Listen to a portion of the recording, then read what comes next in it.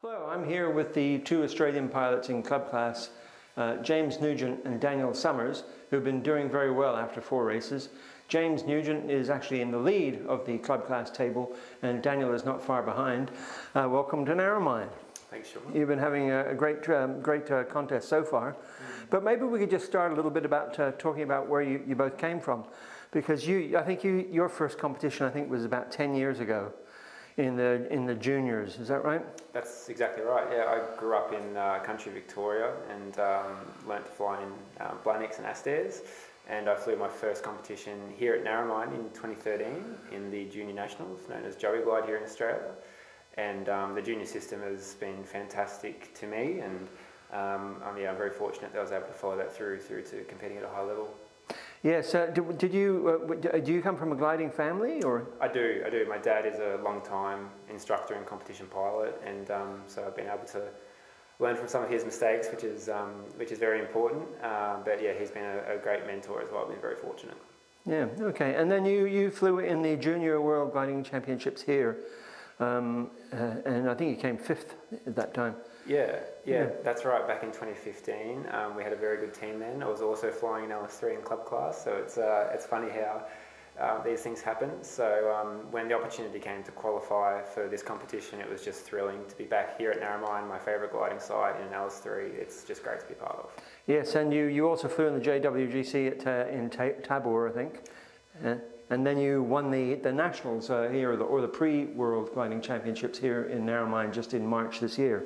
That's right. Yeah, it's been a big couple of years of gliding. It'll be good to have a break after this, but yeah, the preparation definitely involved Tabor in the Czech Republic, and then the Nationals earlier this year as a lead up to this event. So we're feeling pretty current and reasonably confident. So we're hoping to keep our run going.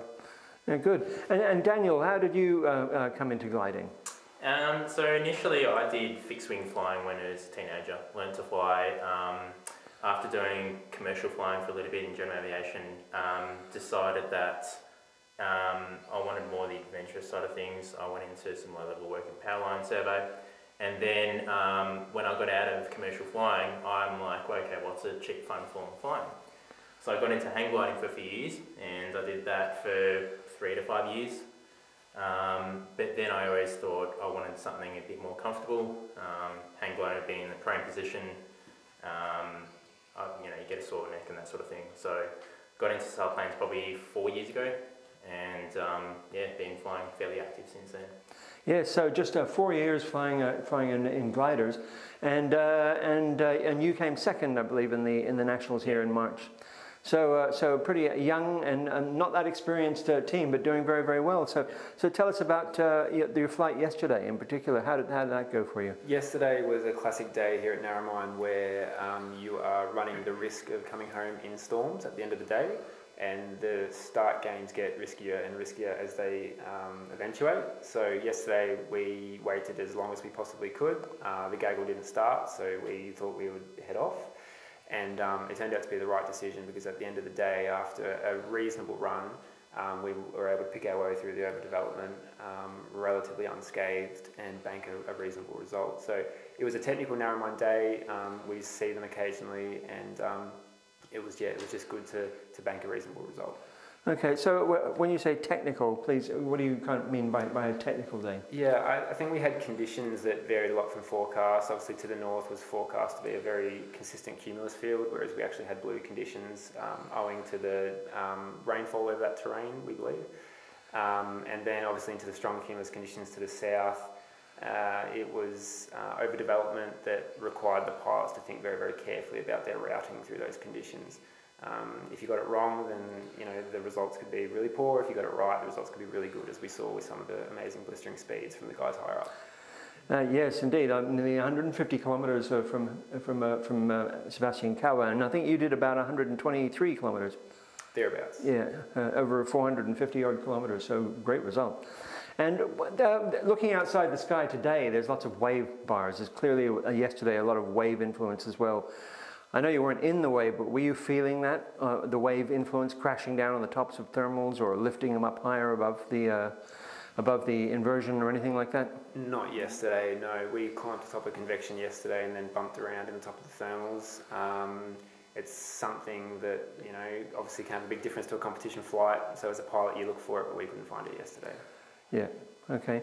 And how about you, Daniel? How was your flight yesterday? Similar, and you were flying together most of the time? Yeah, so we basically went with the pair flight tactic yesterday, and so our flights were very similar in that sort of way.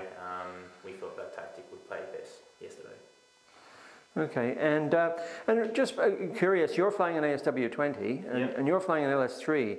Now the LS3s in particular do seem to be doing very well in the club class, and the Germans in particular, they've chosen LS3. I'm just wondering, what is there something about LS3 apart from the slightly different handicap, or is that just the handicap difference that makes the LS3 a choice aircraft? There's a lot of reasons relating to the conditions and the way they've flown. Basically, we ended up with the gliders that we had because it's what we had access to. And strategically, they work well for us with the way they perform. So that is working for us so far, and we hope it stays that way. Yeah, okay. And so what about for the rest of the competition? Have you got any specific kind of tactics in mind apart from just winning? No specific tactics. We think that fortunately we're very relieved that we've got some good Narromine weather for all the visitors that have come a very long way. I know what it's like to fly to the other side of the world to fly and it rains, so very relieved that everyone's been rewarded with some classic Aussie conditions. We hope to use that to our advantage to fly fast, keep the flaps negative, and see how we go. All right, well that's great. Well, thank you very much. So the Australian club class team, James Nugent and Daniel Summers, thank you.